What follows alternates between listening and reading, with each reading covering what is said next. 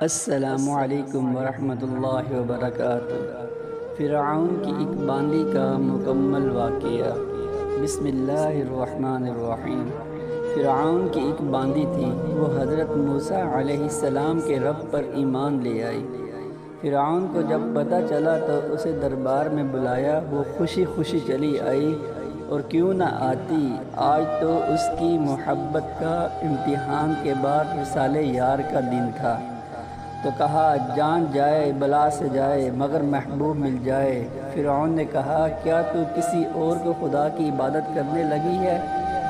فرمایا ہاں ضرور یہی بات ہے۔ اچھا اس خدا کو چھوڑ دے اور میری خدائی کا اقرار کر لے۔ میرے سامنے باندی کہنے لگی یہ تو قیامت تک نہ ہوگا۔ فرعون نے حکم دیا اس عورت کو چوب خانہ کرو۔ فوراً چاروں ہاتھ پیروں کو میخوں سے جکڑ لیا تھا اور بلکہ بے حس حرکت لٹا دیا۔ پھر بہت سے سانپ اور بچھو منگوائے گئے جو اللہ کے ماننے والوں کو کٹوانے کے لیے موجود رہتے تھے، اس عورت کے اوپر ڈال دیے اور کہا کہ اب بھی اس خدا کو چھوڑ دے، نہیں تو پورے 2 ماہ تک اسی عذاب میں ڈالے رکھوں گا۔ بی بی نے جواب دیا کہ تو 2 ماہ کی بات کرتا ہے، بے شک تو سارے سال کے لیے عذاب دے کر دیکھ لے۔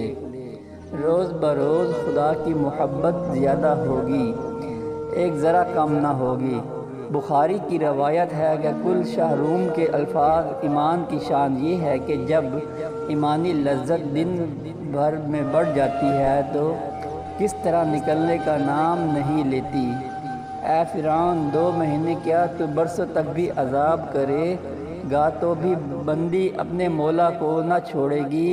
اس نیک بیوی کی 2 لڑکیاں، ایک 4-5 سال کی اور ایک ابھی دودھ پیتی تھی۔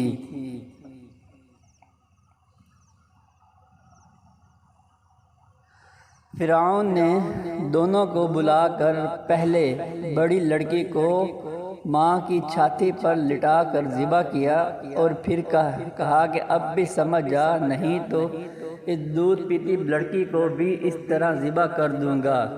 فرمایا اگر سارے جہاں کو لا کر میری چھاتی پر ذبح کر ڈالے گا تو بھی اس محبوب کو نہ چھوڑوں گی۔ یہ سن کر فرعون نے حکم دیا اس چھوٹی لڑکی کو بھی ذبح کیا جائے۔ جس وقت اس معصوم ننھی سی جان کو چھری کے نیچے ماں کی چھاتی پر جہاں پہلے دودھ پیا کرتی تھی، آج اپنی چھوٹی سی جان اس نعمت کے شکریہ میں راہ مولا میں قربان کرنے کے لیے لٹائی گئی۔ ماں کی آنکھوں میں آنسو بھر آئے۔ 6 ماہ کی جان نے یہ آواز بلند کہا ہائے اماں روتی کیوں ہو؟ وہ جنت تمہارے لیے تیار ہو رہی ہے۔ اے ماں جنت میں پہنچ کر دیدار الہی نصیب ہوگا۔ ماں بچی سے یہ تعجب کی بات سن کر پوری مضبوط ہو گئی۔ ادھر ظالموں نے اسے ذبح کیا۔ ننھی بچی کا فرق زیادہ ماں نے پسند نہ کیا، خود بھی ساتھ ساتھ راہ جنت ہوئی اور نہایت آرام سے جنت میں پہنچ گئی۔